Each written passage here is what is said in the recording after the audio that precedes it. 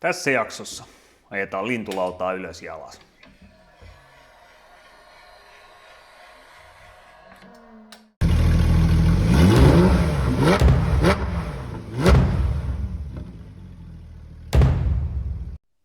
Hei kaikille!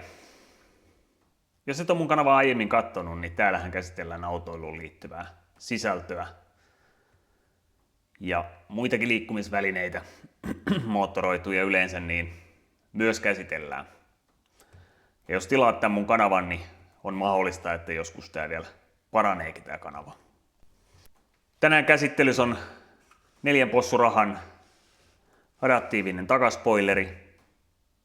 Se on ikävä ongelma monelle Porsche-omistajalle.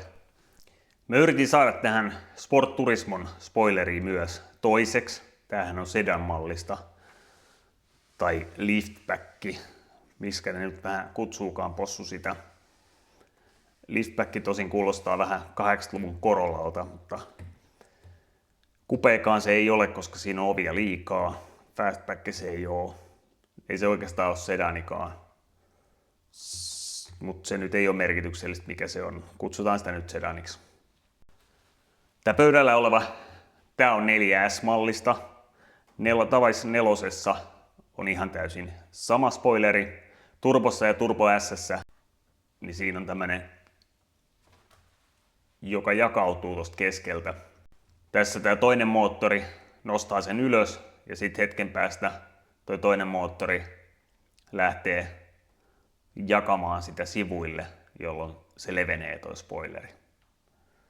Se on tommonen veikeä ratkaisu. Sport Turismossa se on taas vähän eri lailla, eli se näkyy tässä. Siinä nousee toi lippaosa tavallaan tonne ylös, vähän niin kuin ilmajarruksi tuottamaan downforcea. Ja se on samanlainen kaikissa 4, 4S, Turbossa ja Turbo S:ssä, että aina kun on ollut Sport Turismo, niin sitten on vain yksi spoileri. Ja kuten on varmaan aika selvää, niin mullakin on tuohon Sport Turismoon vaihdettu se takaspoileri. Se meni tosin takuuseen, eli mä en ole sitä sen kummemmin tietenkään nähnyt enää. Myös näissä 911-malleissa on ollut näitä sähköisiä spoilereita. 911 Turbossa ja Turbo S:ssä niin se on hydraulinen spoileri. Sitten urheiluautoissa 918 on hydraulinen. Ja sitten on McLarenit, Bugattit, kaikki nämä ns. Oikeat urheiluautot, niin niissähän on Cenvo tietenkin. Niin niissä on hydrauliset ihan sen takia, koska niiden pitää toimia ilmajarruna ja niiden täytyy kestää ihan julmetusti niin kuin vastusta. Niin hydraulinen on silloin se ratkaisu ja myöskin sen nopeuden suhteet. Hydraulinenhan nousee ihan hetkessä, kun taas tämmöinen sähköinen on vähän semmoinen, että sen pitää aina kelaa sitä itteensä ylös. 911 on ollut vastaavia ongelmia näissä, mutta niiden pelastuksena on se, että niille vähemmän ajetaan A hiekkateillä, B talvella.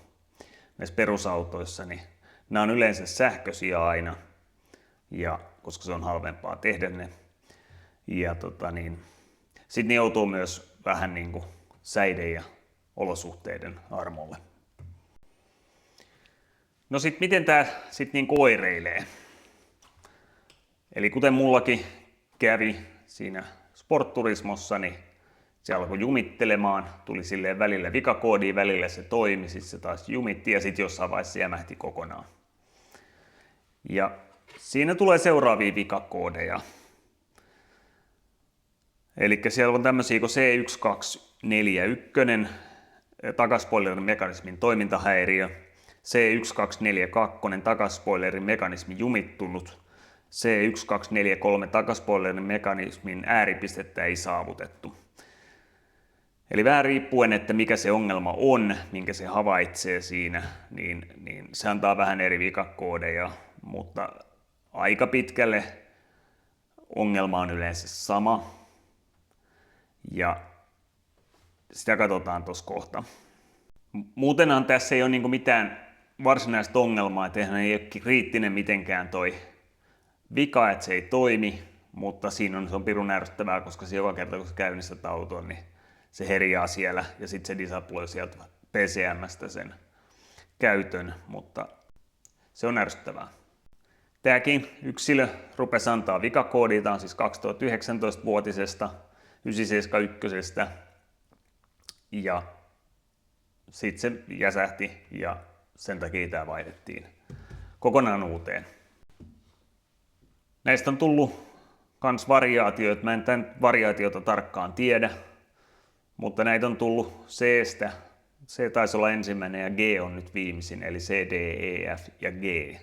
Niissä on pieniä eroja ja jälleen mahdollisesti yritetty korjata sitä ongelmaa, että näitä ei tapahtu, koska Porsche joutui vaihtamaan ne takuuseen aika paljon. Saattoi olla, että ensimmäiset viat tuli aika nopeasti jo ihan takuuaikana näistä. Tämän takaspoilerin hinta pelkkänä osana on noin 3 possurahaa. Ne, jotka ei ole katsonut mun videoita aiemmin, niin se on noin 3 tonnia. Ja 1 possurahan verran on sitten vielä itse vaihtotyö. Eli siitä muodostuu tämä 4 possurahan kustannus. Näitä on Futuresilla myynnissä myöskin ja näitä asennetaan myöskin. Ja siellä saa vähän edullisemmin. Halpoinen ei ole kyllä missään tilanteessa, mutta vähän edullisemmin saa. Käytettyinä löytyy eBaystä, Ovokosta, mistä tahansa purkaamoista. Mutta ne on aina vähän sitten kans edelleen huonoja ostoksia, koska hyvin todennäköisesti siinä on orastavaa samaa ongelmaa kuin siinä mitä ollaan vaihtamassa. Ja hyvin todennäköisesti se on vielä niitä alkupään variaatioita, jolloin sen kuntoon saattaminenkin on vaikeampaa. Mutta lähdetään nyt purkaa tätä ja katsotaan vähän mitä sille olisi tehtävissä tällaisella vikaantuneella. Mä ajetaan tällä virtalähteellä tätä spoileria. Tämä toimii jännitteellä. Eli johtojen määrästä huolimatta tämä ei ole PVM-ohjattu. Ja harvemmin tällaiset onkaan. Noi tuulettimet ja pumput ja sen tyyppiset, niin nehän on kaikki PVM tänä päivänä. Mutta tässä ei ole oikeastaan väliä sillä, että se muuttuvalla nopeudella ei ole niin kuin väliä. Ja sen takia näitä ajetaan näin, mutta katsotaan vähän tämän rakennetta. Tässä päällä on ollut se korivärinen osa, eli se peitelevy. Ja tuolla on sitten, nämä on säätöruuvit tämän spoilerin asennolle. Ja tämä on pohjasta käytännössä kontissa kiinni hyvin tukevasti. Tuossa on se moottori itsessään, se on niin kuin tossa. Ja täällä on nämä siirtotangot molemmille puolille, jotka ohjaa noita niveliä ylös alas. Ja siinä turbomallissa täällä päällä on toinen spoileri, joka halkaisee tämän sitten. Ja ohjaa sitä tavallaan sivusuunnassa, kun se on eka noussut X määrän ylös, niin sitten sen jälkeen se lähtee, tämä moottori käynnistyy ja se lähtee ajaa sitä sivuille. Tässä johtosarjassa on, onko tässä nyt 6 johtoa ja tietenkään mitään johtokaaviotahan tähän ei ollut. Ja tässähän on sitten tietenkin oma ohjausyksikkönsä tällä spoilerilla, joka sitten taas kommunikoi body control modulen kanssa ja näin päin pois väylästä. Ja täällä on 4 johtoa plus sitten tuolla on 1 maa. Ja siis erillinen maa. Ja sitten sen lisäksi tästä johtosarjasta menee, tuolla on nyt asentotunnistin tälle, missä se tunnistaa sen ylä-alasuunnan ja se antaa sille ohjausyksikölle sen signaalin ja se sitten pysäyttää sen. Ja ne vikakoodit, nehän syntyy nyt sit siitä, että jos tämä niin kun pyörittää sitä, mutta asento ei muutu, niin silloinhan se tietää sen, että okei, nyt se on jumissa. Jos se, ettei se saavuta niitä ääriasentoja, niin jos ei se koskaan tavallaan mene sinne ääriasentoihin tuon anturin perusteella, niin siitä tulee myös vikakoodi. Eli siellä on 2 johtoa, jollaista toinen on niin kuin pyörintänopeudelle ja toinen on, mä en tarkkaan tiedä mikä se on, mutta se on joku outputti kanssa. Inputteja tässä on siis 3, josta 2 on maata, toinen on moottorille kiinteä maadotus. Ja se on täällä toi ohut ruskea johto, vaikka tuolla on musta, se vaihtaa väriä tuossa. Ja sitten täällä on nämä paksut ruskea ja punainen johto, niin ne on taas sitten, ne on ne switchaplet, jolla vaihdetaan se moottorin suunta, eli plussat ja miinukset, niin se meidät vetää sitä ylös tai sitten se vetää sitä alas. Niillä outputeilla me ei tästä tehdä mitään, kun me ajetaan tätä. Niin tosta nyt lähdetään ensimmäisenä kokeilemaan nostaa sitä ylös. Mä testasin jo tuossa aiemmin, että minkälaisella ampeerimäärällä se niin kuin toimii, koska siitä ei ole tietoa. Ja hain sitä tavallaan sitä raja-arvoa vähän sille, että milloin se rupeaa tahmaamaan. Koska jos mä pyöritän täydellä ampeerimäärällä, niin mä en saa tässä sitä tahmaamaan. Mutta täytyy muistaa, että sitten kun tämä spoileri on paikallaan, niin siinä on muun muassa ilmanvastus. Tämä nousee ja laskee myös nopeudessa, eli se tavallaan voi siitä jumittaa jo ihan sen takia. Sitten me lyödään siihen virtalähde käyntiin. Ja nyt me huomataan, että se lähtee nousee. Katsotaan jumittuuko se nyt. No nyt se meni esimerkiksi smoothisti edellisellä kerralla, niin se pysähtyi. Niitä vikapaikkoja, kun tässä katsotaan nyt, että mitä tässä voi olla. Okei, moottorissa voi itsessään olla vikaa. Ja moottorithan ajan myötä heikkenee. Sähkömoottorit siis heikkenee myös ajan myötä. Se johtuu osittain siitä magneettisuuden vähenemistä niissä magneeteissa siellä.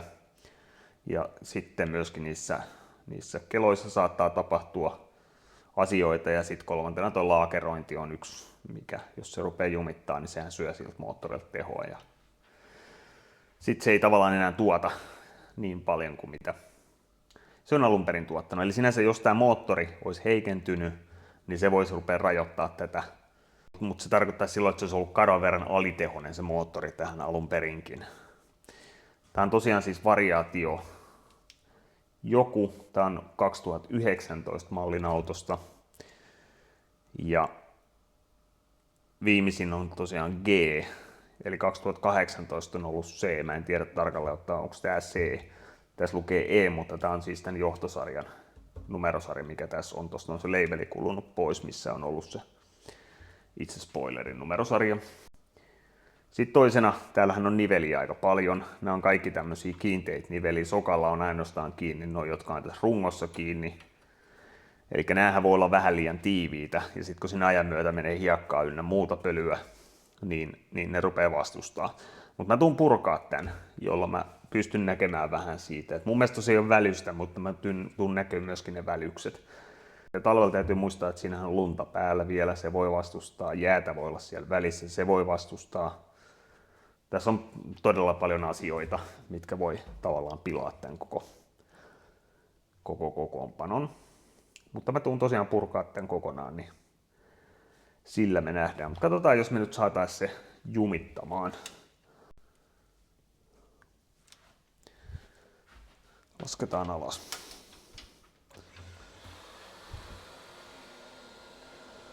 Mä ajan sitä nyt noin 6 ampeerilla. Otetaan seuraavaksi ylös. Se ei alaspäin mennessä, niin se ei yleensä jumita.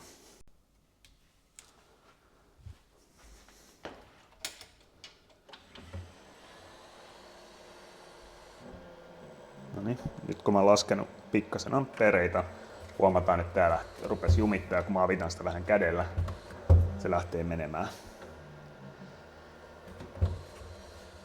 Ja sitten kun se ylittää ne tietyt pykälät, niin sitten se jatkaa taas. Mutta tässä yhteydessä, niin jos paukku, niin on vikakooditauluun niin paljon, että heikompia hirvittää. Eli näin. Sitten vähän puretaan, niin ehkä päästään siihen syyhynkin käsiksi sitten.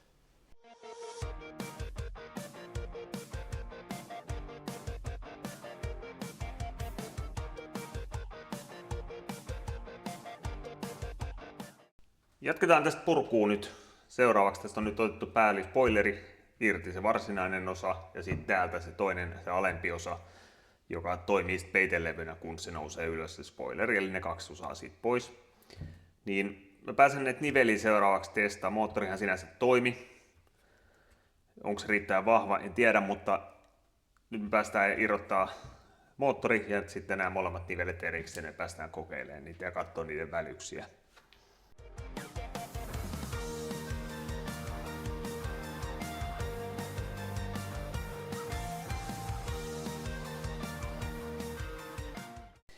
nämä nivelet on tosi tiukat näissä. Eli kyllä näitä ei meinaa siis, täytyy sanoa, että kyllä tuossa moottorissa on voimaa. Nämä on niin kuin, näitä saa pikkasen pyöritettyä käsin, mutta se on aika olematonta. Mä kerran pyöritin ton väkisin tän toisen sisään ja ylös, mutta nämä kaikki välinivelet nämä vastustaa aika paljon. Eli kyllä siinä voisi olla sitä, että tonne välin ajan myötä kerääntyy kaikkea pölyä ynnä muuta. Täällä on meidän tämmöiset kumiset tiivisteet täällä välissä. Ne vastustaa nyt tosi paljon. Ne vastustaa tuota moottoria. Tää todennäköisesti vastustaa nyt tolle moottorille liikaa, koska nämä on todella tiukat. Et täytyy kyllä melkein ihailla tuota moottoria, että se ylipäätään pystyy nää avaamaan. Että voimaa siinä kyllä on. Ja varmasti nämä pitää olla jokseenkin tiukat. Näistä on tullut ajan myötä vaan ylitiukat nyt. Mä otan täältä nämä sokat irti. Täällähän jokaisessa niin kuin tähän runkoon nähden on sokat, niin saat saa nämä tapit pois. Näitä kaikki nämä osa on niin kuin kiinteästi hakattu tähän, mutta noin mitkä saa, niin mä otan irti, niin mä pääsen niveleeltä. Ne on nyt liian tiukat, että pystyisin edes niille tekemään yhtään mitään. Niin puretaan taas lisää.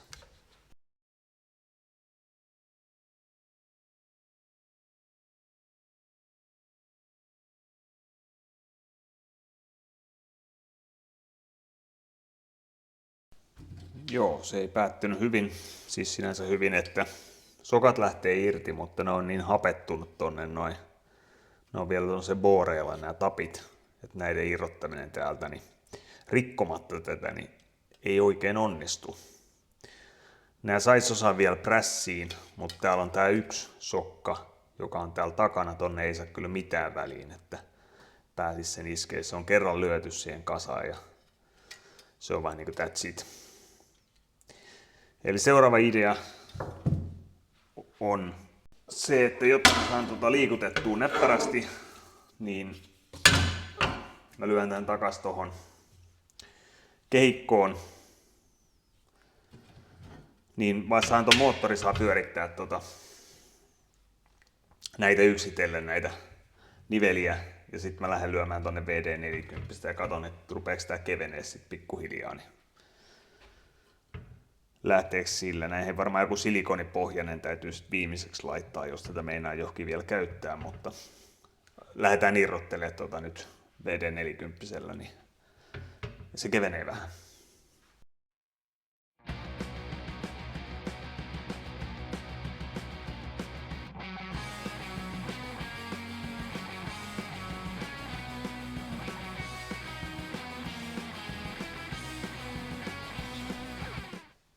Nyt mä oon joku 50 kertaa vetänyt sitä varmaan ylös alas. Ja mä huomaan tästä kuormasta, että ei syö enää kuin 6 ampeeria, koska se vastus niin kuin pienenee koko aika. Ja nyt meillä ei ole varsinaisesti mitään ongelmaa enää nostaa tätä ylös. Niin maksimum 6,2 ampeeria. Se vetää maksimissaan virtaa.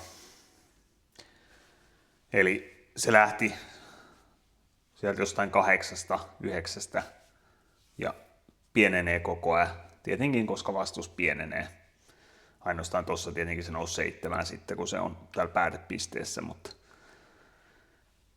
eli nyt kun tätä tarpeeksi pyörittää, niin tämä koko ajan kevenee. Eli se öljy kyllä vaikuttaa siihen ihan positiivisesti. Eli tässä itse asiassa olisi ehkä mahdollista semmonen korjaus, ei edes kuuttauta alaspäin mennessä, semmonen korjaus, että nämä vaan yksinkertaisesti voitelis ja pakottais näitä testerillä ajamaan tätä ylös alas tätä spoileria. Se on testerillä huomattavasti nopeampaa, kun kyllähän sitä pystyy sieltä PCM:stäkin nostaa ylös ja alas, mutta kotioloissa varmaan riittäisi sekin. Mutta joo, siinä on edessä kamaa, että sinänsä ainakaan tähän sedaniin ei pääse. Sport Turismoon pääsee käsiksi siihen mekanismiin niin, että sen pystyy voitelemaan paikallaan, mutta tässä sedanimallisessa se ei ole mahdollista, koska siinä on ne peitelevyt pois. Pitäisi ottaa siis ensiksi edestä. Mutta joo, mä jatkan tämän ajamista ja mä kasaan tämän sen jälkeen. Niin sitten putsaan noin vielä ja voitelen noin silikonipohjaisella noin renkaat tuolta välistä. Tästähän voi jopa tulla ihan toimiva kapistus vielä. Melkein väittäisi, että tuleekin. Tähän laitettiin nyt noin muoviosat paikoilleen ja mitattiin vielä sitä vastusta, kun oli antanut vaikuttaa tuossa pari päivää toi aine. Ja täytyy kyllä sanoa, että se pieneni koko aika se vastus, eli lopussa se oli enää semmoista 4-5 amperia. Mä sanoisin, että se on jo aika hyväksyttävä, se kulki aika smoothisti. Ja mä väitän, että tää tulee vielä aika pitkään toimimaan kyllä tällä huollolla. Ja oikeastaan mä sanoisin muillekin, että meitä kannattaa näitä kaikkia mekaanisia liikkuvia niveliä, niin niitä kannattaa rasvata, koska näissähän ei ole mitään itse rasvausta. Ja kun mietitään tätä paikkaa, että on siellä takaloosterissa, niin sinnehän lentää hiekkaa, pölyä, kaikkea muuta. Eli rasvatkaa niitä säännöllisesti, niin silloin ne todennäköisesti ei ongelmia koskaan tuukkaan. Koska kyllähän tuosta seurauksena voi olla, näissähän on palannut myös moottoreita ja tässä voi olla seurauksena myös se moottorin palaminen sitten, kun sitä riittävästi rasitetaan sitä moottoria. Ja sitten alkaa olla enää niin kuin mahdottomuus sitä mitenkään elvyttää. Ja jos joku tarvii tämmöistä spoileria, moottoria, niin tämä nyt on myynnissä edulliseen hintaan, että tämä nyt on ainakin todettu nyt tässä toimivaksi ja mä uskon tosiaan, että tämä toimii pitkään. Siellä ei ollut mitään niin pahaa niissä nivelissä, etteikö se toimisi ja ongelmitta. Niin ottakaa yhteyttä, jos tarvii. Ja mä toivon, että tästä videosta nyt oli apua jollekin, joka kärsii vastaavanlaisesta ongelmasta ja vinkkejä vähän siihen, että miten tällaisen kanssa niin kuin pystyy elämään ja mitä vaihtoehtoja sen korjaukseen on. Seuraavaksi on tulos sitten jälleen ihan muuta. Vähän Porschen detailingia käydään läpi ja käydään katsoa vähän urheiluautoja. Ja syksyllä on tulos mielenkiintoista siinä mielessä, että mä tein tuossa kesällä latolöydön, jonka entisöinti alkaa. Mutta siitä myöhemmin sitten lisää. Ei tähän oikeastaan muuta. Erittäin hyvää päivänjatkoa ja kiitos kun katsoit ja palataan ensi videolla. Jes, moro!